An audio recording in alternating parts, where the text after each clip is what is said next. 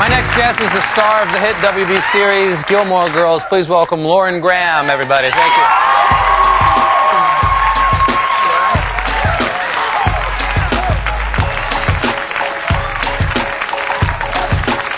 What's happening?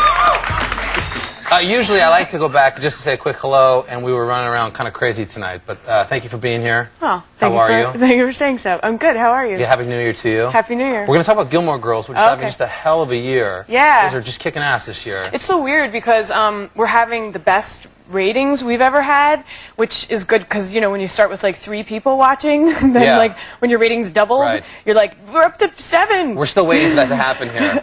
By the way, I do know that 3 and 3 is 6. Oh. I just threw the 7 in. Oh, right. Oh, I got it. Yeah, you screwed up the math there. That's great. How lame do I feel? I didn't quite catch that. 7, that's right.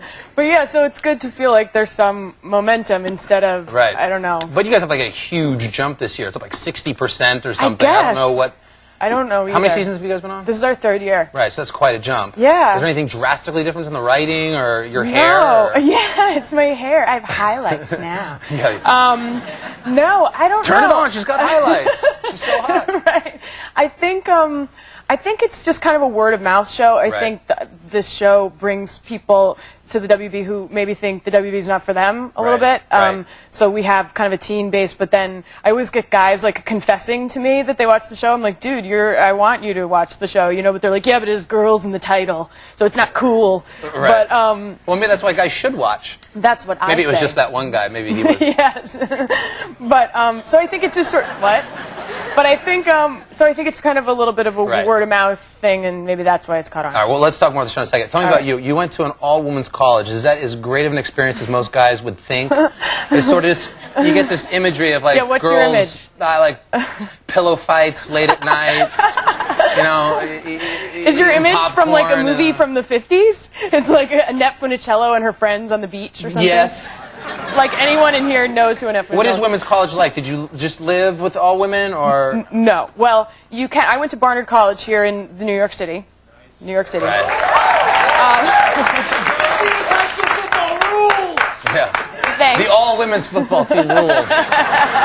That's great. And but the thing about that is you're right across the street from Columbia, and really that whole university is sort of spills over, you know. So I never lived on a floor that didn't have guys, let alone... It wasn't like guys weren't around at all, because... Guys were completely around, which was a priority for me. So, like, I would have had a tougher time, you know, with, like, a bunch of girls... This is not going to come out right, in the woods. Do you know what I mean? Like, I have like no in one of those idea schools. what that means, actually, but I'll go with it. Well, like one of those schools that is really isolated, I probably would not have chosen. But Barnard was a great place to go and a good education, and but it's not so much like pillow fights as like, you know, literary round tables. You could have gone with it and just said, yeah, it happened once. I know, I'm sorry. Yes, and God, we were topless all the time. Right, exactly. Yeah.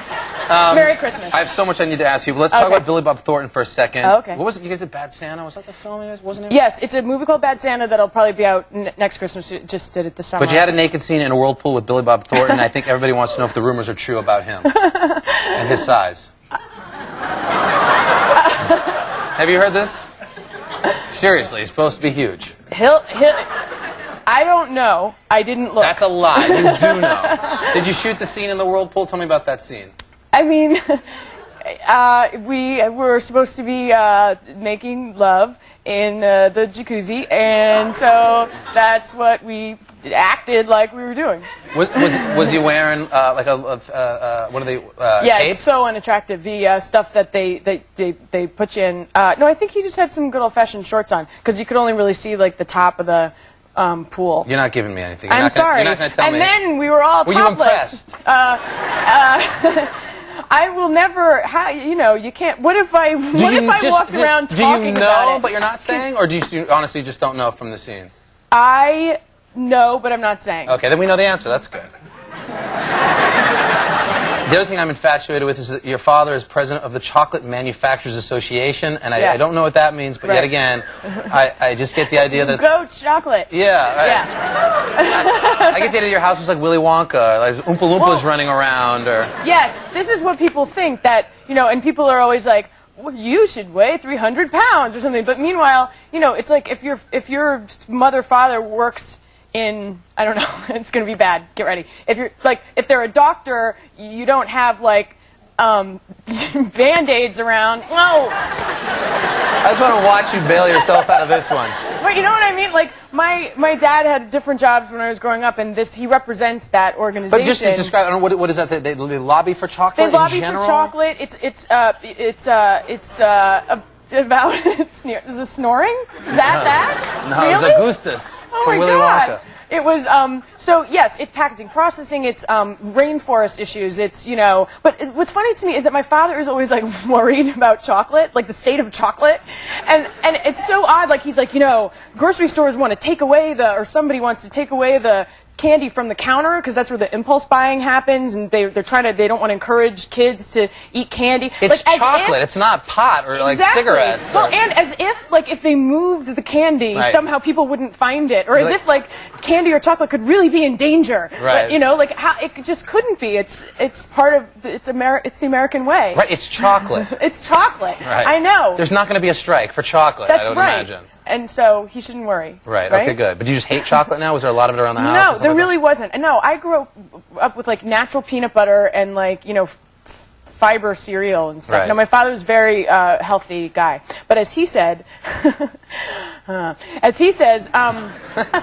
are no bad foods. I'm like becoming the chocolate spokesperson, by the way. There are no bad foods, only bad diets. So you can include chocolate as part of your healthy breakfast as long as you have some chicken. That's right. Some chocolate chicken, maybe.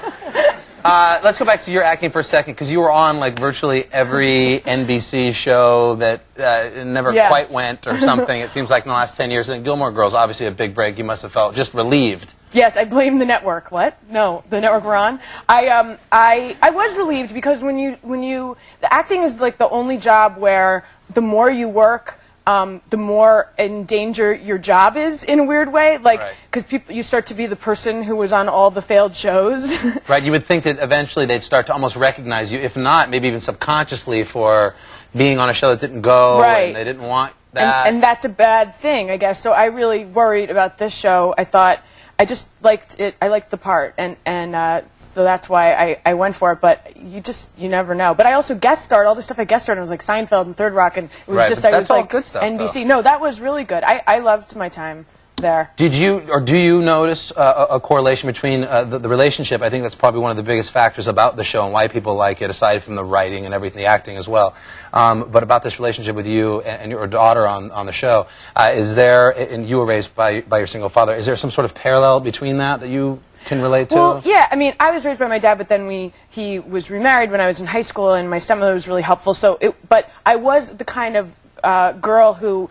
All my friends were guys. There was not my house wasn't fussy. We just had, you know, a lot of kind of ease. There weren't a lot of rules. There weren't a lot of it wasn't very rigid. And I think that is sort of the relationship on the show. Like I'm like the worst. I'm feeding her like Pop-Tarts and coffee, and you know I'm always like whatever, have another burger. Right. So I think there was some kind of some of that casual nature of being raised by my dad. And it seems like your character helpful. on this show, like for me, it was my dad that gave me like a sip of my first beer, you know, when I was 6. And and you never stopped. No, exactly. Thanks, Dad. And your character seems to have that sort of relationship with your daughter. Well, it's important to me, especially because it is a story about these two women. Like I have a very low threshold for very sweet kind of stuff that's supposed to be what women like, you know, and sort of stereotypical femininity of a relationship. Or just, I don't like anything, I don't like a lot of saccharin in my TV, you know, so I try to keep it, I feel like the relationship is about our friendship, and I don't know, I just try to keep it like thinking about what a good friendship kind of relationship is, and that's the main focus. Which is, I think, part of the coolest part of the show, because it's a parental relationship, and it has that sort of cool connotation. Peers. Right? Yeah, I treat her seriously and don't talk. Well, whatever it is, you're kicking ass. It's working. Oh, thanks. Congratulations. Thanks. Happy New Year. Thank you for being here. Nice to see you. Lauren Graham, everybody. We'll be right back with Alan Houston right after this.